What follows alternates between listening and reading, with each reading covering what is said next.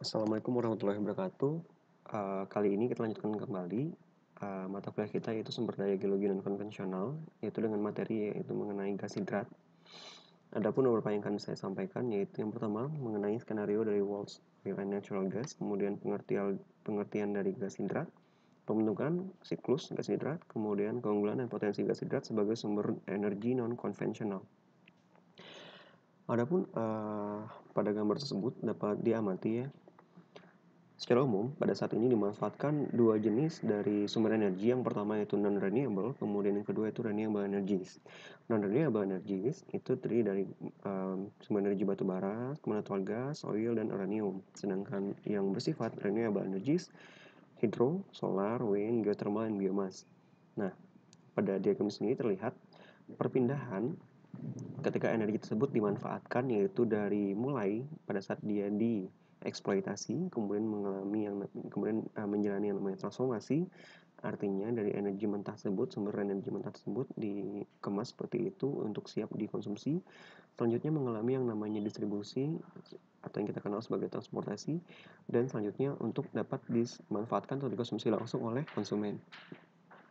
Nah, terlihat dari sini ya, pada setiap pada setiap transisi yaitu dimulai dari energi primer tersebut kemudian dikemas mengalami yang energi secondary, kemudian mengalami yang namanya transportasi, terjadi pengurangan dari energi itu sendiri. Nah, pada tahap akhir yaitu ketika energi tersebut dimanfaatkan juga akan terjadi pengurangan. Nah, hal tersebutlah yang mengakibatkan kebutuhan energi yang semakin lama semakin besar, diakibatkan terjadinya pengurangan yang semakin masif dialami ketika energi tersebut mulai diambil, kemudian mulai dinamakan sebagai pengemasan seperti itu atau yang siap dikonsumsi seperti itu, dan selanjutnya untuk ditransportasikan ke para konsumen. Nah, pada tahapan energi dimulai dari primer energi tersebut kemudian berubah menjadi secondary energy, yaitu kemasan tersebut dapat terdiri dari oil products seperti contohnya gitu ya, di mana kita mengisi bahan bakar seperti itu, terdapat berbagai macam jenis bahan bakar, kemudian ada electricity, kemudian ada gas. Sedangkan untuk renewable energy sendiri juga dapat dikemas dalam bentuk electricity atau biofuels atau bahan bakar juga ya. Nah, selanjutnya pada saat mengalami yang namanya transportasi, dibutuhkan satu equipment untuk mentransportasikan sumber energi tersebut ke konsumen. Sehingga dari produk-produk tersebut ditransportasikan menuju konsumen, sehingga hal inilah dibutuhkan satu equipment untuk membuatnya seperti itu. Nah, useful energy artinya energi yang benar-benar dimanfaatkan oleh konsumen itu adalah sama dengan final energy. Final energy dikurangi dengan use losses-nya, artinya berapa banyak energi yang habis atau yang hilang sebelum dimanfaatkan secara benar-benar oleh konsumen. Nah, berikut adalah gambaran grafik dari WT crude oil prices sekitar 10 tahun ini. Dapat terlihat di sini ya. Silakan teman-teman pahami WTI sendiri, yaitu semacam base yang digunakan untuk menentukan harga minyak dunia seperti itu, yaitu minyak mentah. Terlihat 10 tahun terakhir yaitu 2010-2020 terjadi perubahan nilai atau harga dari minyak mentah itu sendiri yang sangat fluktuatif. Terlihat di sini terdapat penurunan pada tahun 2015 dan 2016, kemudian dan terakhir terdapat penurunan pada tahun ini yaitu sampai dengan kurang dari 20 US dollar per barrel ya. Jadi terlihat perubahan nilai atau harga dari minyak mentah sendiri yang sangat fluktuatif mengakibatkan berpengaruh pada ketersediaan juga. Jadi dibutuhkan sumber energi yang baru untuk mencukupi kebutuhan energi ketika terdapat ketidakstabilan dari pasokan minyak mentah, kemudian permintaan minyak mentah yang dimiliki atau yang dibutuhkan oleh masing-masing negara yang ada di dunia. Nah, berikut terdapat diagram lainnya yaitu mengenai yang menjelaskan conventional oil dari tahun ke tahun. Terlihat di sini selama 1945 sampai 2025 semakin lama terjadi peningkatan dari conventional oil sendiri yang dibutuhkan oleh masing-masing negara yang ada di dunia seperti itu. Nah, terlihat di sini sumbu ini menjelaskan untuk tahun, kemudian ini untuk menjelaskan untuk banyaknya conventional oil yang dihasilkan. Terlihat di sini merupakan lapangan-lapangan yang menghasilkan minyak bumi itu sendiri. Nah, semakin lama, semakin tahun terjadi penurunan ketika sudah mencapai peak, kemudian mengalami penurunan. Yang paling puncak yaitu dapat terlihat di sini terjadi peningkatan, misalkan untuk lapangan yaitu Middle East offshore, di sini terjadi peningkatan, tetapi 2010 hingga 2025 diprediksi akan mengalami penurunan. Sedangkan kebutuhan energi semakin tahun semakin meningkat sehingga terjadi gap. Nah, gap ini sendiri harus diisi dengan penggunaan energi yang berasal dari unconventional energy, sehingga kebutuhan energi yang ada di dunia dapat terpenuhi. Nah, berikut adalah proyeksi dari kebutuhan energi di dunia. Terdapat di sini terlihat ya, bahwa jenis-jenis energi yang dibutuhkan dimulai dari minyak mentah, kemudian natural gas, kemudian dari coal, batu bara, kemudian dari nuclear electricity, kemudian dari solar, wind, geothermal, kemudian hydroelectricity. Elektrik di sini terlihat ya, dua jenis energi sendiri diklasifikasikan sebagai new technologies atau unconventional energy, kemudian decreasing fossil fuels, artinya di sini terjadi penurunan dari energi fosil sendiri. Jenisnya apa saja? Natural gas, kemudian coal, kemudian crude. Di mana di sini terlihat semakin lama, semakin tahun ya, artinya diprediksi untuk pada tahun 3000 nanti akan terjadi penurunan yang sangat cukup signifikan, terutama terlihat pada crude oil sendiri. Sedangkan diharapkan penggunaan energi dapat dipenuhi oleh new technologies apa saja, seperti sumber energi nuklir, kemudian solar, wind, kemudian geothermal atau hydroelectric. Sehingga terjelas di sini ya, kebutuhan energi yang semakin lama semakin meningkat, sedangkan terjadi secara terus-menerus penurunan dari sumber energi fosil, sehingga dibutuhkanlah suatu energi non-konvensional untuk memenuhi kebutuhan energi yang ada di dunia. Berikut merupakan fenomena global dari unconventional gas yang ada di masing-masing negara yang terdapat di dunia. Terlihat di sini untuk Kanada, kemudian China, kemudian Australia merupakan negara yang merupakan produsen dari unconventional gas itu sendiri. Sedangkan negara yang memiliki rencana atau yang berencana pada tahun 2020 untuk melakukan produksi unconventional gas yaitu Argentina, kemudian Qatar. Sedangkan negara yang berpotensi untuk menjadi negara frontier begitu ya untuk unconventional gas yaitu diantaranya Algeria, South Africa, kemudian ada Poland dan Turki. Nah, sedangkan negara-negara yang berpotensi atau memiliki potensi sebagai new supplies, artinya yang berpotensi untuk menyuplai unconventional gas yaitu Rusia, kemudian Iran. Nah, sedang di sini kita lihat untuk Indonesia sendiri masih belum diperhitungkan secara global ya untuk pemanfaatan dari conventional gas ataupun unconventional gas yang ada di dunia. Nah, sekarang saya masuk ke pengertian dari gas hidrat itu sendiri. Apa sih gas hidrat? Gas hidrat atau yang kita kenal sebagai methane ice merupakan suatu gas yang terbentuk dari water ices yang mengandung sejumlah besar metana yang terperangkap pada suatu kristal H2O atau air ya, dengan kondisi temperatur dan tekanan yang rendah. Nah, gas hidrat itu sendiri terdapat pada shallow litosfer atau pada kedalaman 2000 sampai 4000 meter. Sedangkan pada kondisi tekanan, gas tersebut stabil pada temperatur berkisar 18 derajat Celcius, artinya tidak terlalu rendah. Kemudian, komposisi gas hidrat sendiri umumnya 1 mol metana untuk setiap 5,75 mol air. Jadi, komposisi gas hidrat yang terdapat pada 1 mol metana itu sebanding dengan 5,75 mol air. Densitas yang dimiliki yaitu berkisar 0,9 gram per cm kubik, sedangkan dalam 1 liter methane chloride solid dapat mengandung 168 liter gas metan.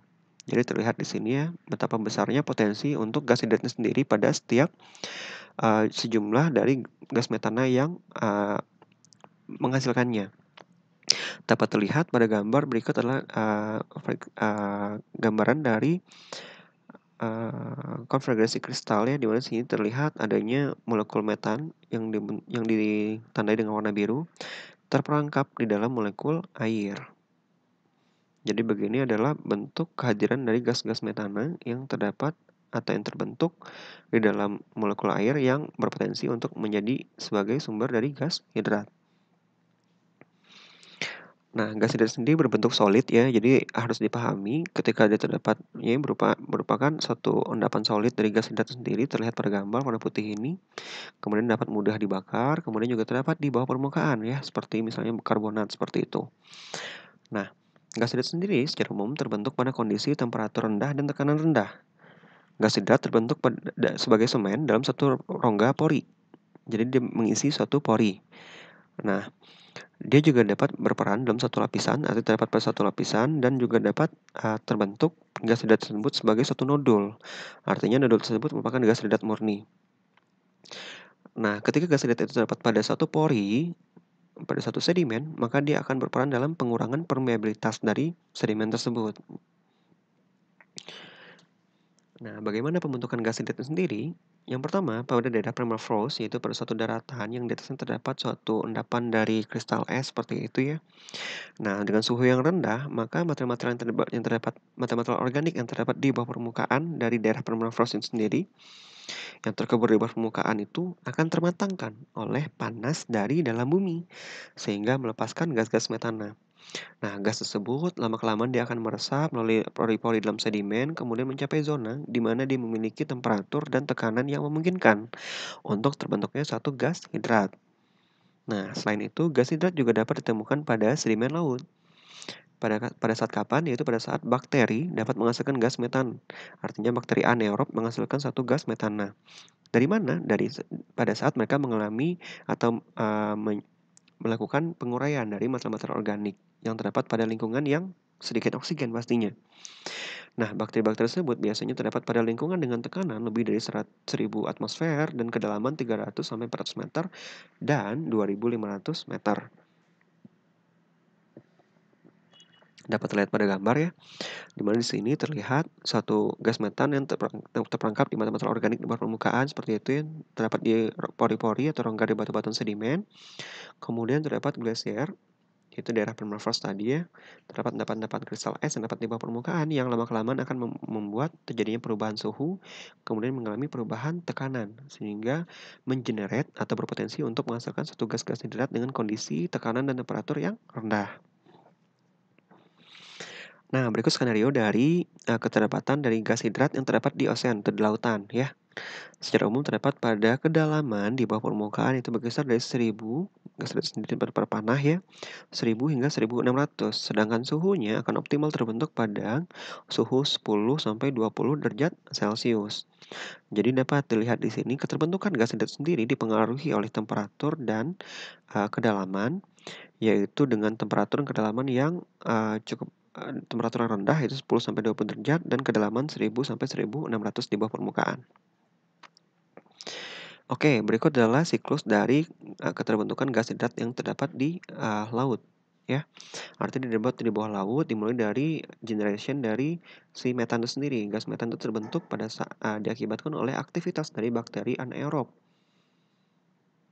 sehingga akan menghasilkan gas metan, kemudian gas metan tersebut akan berpindah seperti itu mengisi rongga-rongga yang terdapat di dalam satu batu-batuan sedimen atau batu-batuan berpori yang terdapat di bawah permukaan. Kemudian pada saat tersebut dengan kondisi lingkungan yang memiliki tekanan dan temperatur yang rendah akan memungkinkan terbentuknya suatu hidrat. Karena dia bersifat solid, dia akan mengisi rongga-rongga yang terdapat di batu-batuan tersebut. Nah, ketika dia terbentuk, pada saat tersebut, lama-kelamaan gas hidrat tersebut akan mengalami yang namanya dissociation atau pemisahan diri dari molekul-molekul air ataupun rongga-rongga yang terdapat di sini. Sehingga lama-kelamaan dia akan lolos ke atas. Nah, siklus ini menjelaskan keterbentukan dari gas hidrat yang terdapat di bawah permukaan. Jadi peran penting di sini dimiliki oleh bakteri anaerob yang menghasilkan gas metan. Kemudian gas metan tersebut akan mengisi rongga-rongga atau ruang-ruang yang terdapat pada pori-pori dalam batuan, sedimen di bawah permukaan ya, dengan temperatur dan tekanan yang rendah, memungkinkan terbentuknya hidrat. Karena dia bersifat solid seperti itu ya,